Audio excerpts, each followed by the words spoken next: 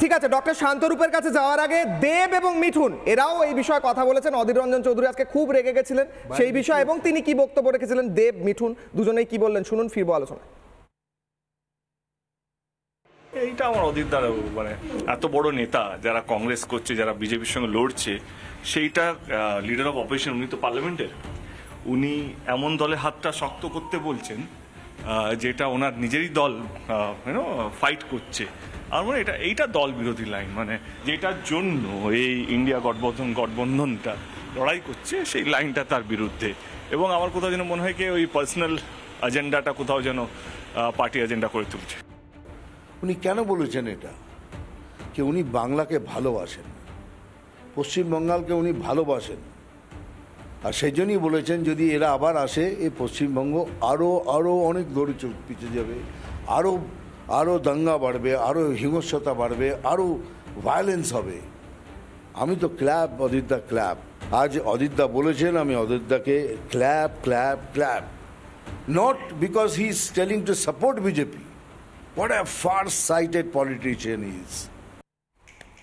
Doctor Shantarup Adhir Ranjan চৌধুরীর বক্তব্যে দেব বলছেন তিনি পার্টি লাইনের উল্টো দিকে কথা বলছেন, আর মিঠুন বলছেন ক্ল্যাপ ক্ল্যাপ ক্ল্যাপ। আপনার বক্তব্য? মিঠুন চক্রবর্তী সত্যি কথা বলে দিয়েছে। দেখুন, আমরা এইটুকু বলতে পারি যে এই লোকসভা নির্বাচনকে কেন্দ্র করে গোটা দেশ শান্তরূপ বাবু একটা ছোট্ট হিন্ট নেব। এর ফলে বলছেন ভাস্কর বাবু যে বিজেপি এবং তৃণমূলের সেটিং স্পষ্ট হচ্ছে, একটা হিন্ট নেব, তাই কি বলুন? আমি পুরোটাই বলে দিচ্ছি, সেটা হচ্ছে এরপরে আমরা এই লোকসভা নির্বাচনকে কেন্দ্র করে খুব স্পষ্টতই গোটা দেশ যে নির্বাচন চলছে, সেই নির্বাচনে প্রত্যেকটা দল এখন হীনমন্যতায় ভুগছে। কারণ বিজেপির যে হাওয়া চলছে এটা বাস্তব, আমি অরাজনৈতিক ভাবে কথাটা বলছি, দয়া করে কোনো দল মানে তারা ব্যক্তিগত ভাবে নিয়ে নেবেন না। তার কারণ হচ্ছে যারা লড়ছে না, তারা জানা নিজের দলকে জেতাবার জন্য লড়ছে, যারা সরকার করার জন্য লড়ছে, তার থেকে অনেক বেশি নিজেদের অস্তিত্বের জন্য লড়ছে। তাই অধীর চৌধুরী বলুন কি মাননীয় মুখ্যমন্ত্রীর যে দল আছে সেই দল বলুন, প্রত্যেকে নিজের অস্তিত্বের লড়াই করছে। এবং এই অস্তিত্বের লড়াই লড়তে গিয়ে যেখানে দেখা যাচ্ছে নিজের মানে শেষ বিন্দুটুকু দিয়ে তারা লড়াই করতে চাইছেন। এবং অধীর বাবু এটা নতুন কিছু না, উনি বুঝতে পারছেন যে আগামী দিনে নির্বাচনে ওনার হার অবশ্যম্ভাবী, এবং এই হার অবশ্যম্ভাবী বুঝে তিনি এইরকম মানে পাগলের প্রলাপ করতে শুরু করে দিচ্ছেন। কারণ নইলে চির প্রতিদ্বন্দ্বীকে কেউ ভোট দিতে বলে না, কারণ ভালোই বুঝতে পারছেন যে এই হারবাদ বাড়ি আফটার উনি তো বাঙালি রে বাবা, বাঙালি মানুষ বাংলার ভালো চাইছে। এই বাঙালি মানুষ বাংলার ভালো চাইতে গিয়ে উনি বলতে চাইছেন যে এই একটা ধর্ষক সরকার যে চলছে, এই সরকারকে অ্যাটলিস্ট আর আনার দরকার নেই। তাই আমার রাজনৈতিক প্রপাগান্ডা যতই বিরোধী হোক না কেন বিজেপি, আলটিমেটলি আমি সমস্ত রাজনৈতিক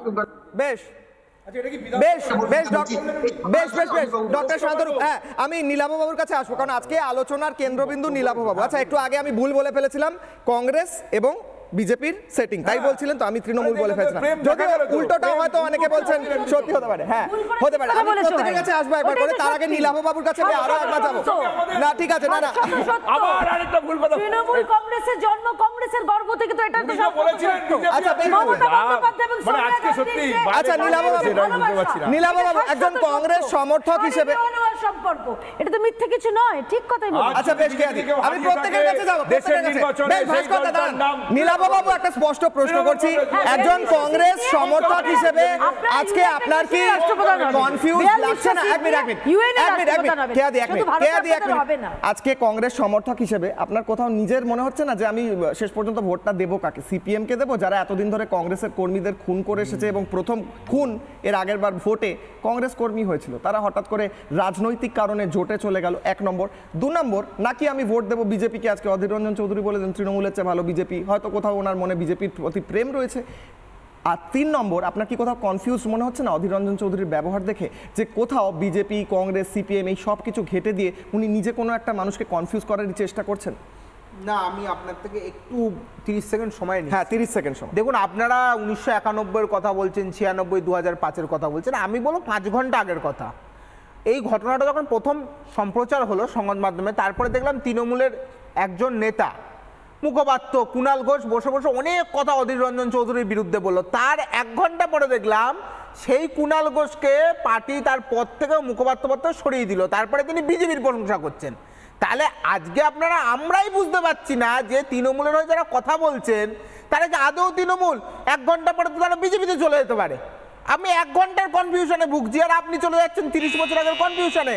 আর এখানে যারা মুখপাত্ররা রয়েছেন বিজেপি, তারা অধীর রঞ্জন চৌধুরীর সম্বন্ধে মানে কুরুচিকর ভাষা ব্যবহার করে বলছেন পাগল, আর মিঠুন চক্রবর্তী বলছেন কেউ কুরুচিকর, আমরা আপনারা নই, আমাদের একটা শিক্ষা আছে, কেয়াদি 30 সেকেন্ড টাইম দেবো। প্রশ্ন হলো, বেশ কেয়াদি 30 সেকেন্ড টাইম দেবো। প্রশ্ন হলো, মিঠুন চক্রবর্তী বলছেন ক্ল্যাপ ক্ল্যাপ ক্ল্যাপ অধীর রঞ্জন চৌধুরীর জন্য, তার উত্তরে এনারা বলছেন যে এই তো সেটিং প্রমাণিত হচ্ছে। বলুন। মিঠুন চক্রবর্তী এই কারণেই বলেছেন যে অধীর রঞ্জন চৌধুরী, দেখুন গরমের কারণে হোক বিভিন্ন কারণে হোক, উনি সত্যি কথাটা বলে ফেলেছেন। উনি বলেছেন এই রাজ্যে তৃণমূলের থেকে বিজেপি ভালো, কারণ উনি জানেন কংগ্রেস বাম এদের কোনো প্রাসঙ্গিকতা নেই। এবং এটাও উনি বুঝেছেন যে রাজ্যের মানুষ বুঝতে পেরেছে, আমি যেটা শুরুতেই বলেছিলাম, ABC জগাই মাদাই গদাই এদের সেটিংটা আছে। এরা দিল্লিতে দোস্তি করে, বাংলায় কুস্তি করে, এরা কেরালায় কুস্তি করে, দিল্লিতে দোস্তি করে। অর্থাৎ এদের যে মানুষকে এই টুপি পরানোর মনোভাব, সেটা পরিষ্কার হয়ে গেছে। এবং সেই কারণেই মিঠুন চক্রবর্তী বলেছেন, একদম সঠিক কথা বলেছেন অধীর রঞ্জন বাবু, যে বিজেপি বেটার, কারণ তৃণমূল এই রাজ্যে আবার এই 42টার মধ্যে যতগুলোই পায় না কেন সেইগুলোতেই আবার দুর্নীতি শুরু করবে। এটা কি বিধানসভা ঘটেছে? তৃণমূল কংগ্রেস এটা কি ভাস্কর দা 30 সেকেন্ড আপনাকে প্রশ্ন।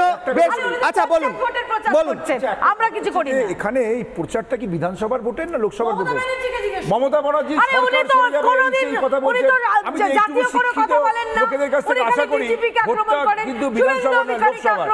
উনি বলে যাচ্ছেন, তবে একটা কথা উনি ঠিকই বলেছেন যে মানে কংগ্রেসের সঙ্গে যে বিজেপির যে এখানে এক আছে, আপনি যে গদাইয়ের ভূমিকা আজকে অবতীর্ণ হয়ে স্বীকার করে নিলেন যে গদাইয়ের ভূমিকা, গদাইকে রিপ্রেজেন্ট করলেন এখানে, এখানে জগাই মাদাই গদাইদের আজকে জোট, সেই জোটের বিরুদ্ধেই মানুষ ভোট দেবে এবং মানুষ তৃণমূল কংগ্রেসকে বেছে নেবে।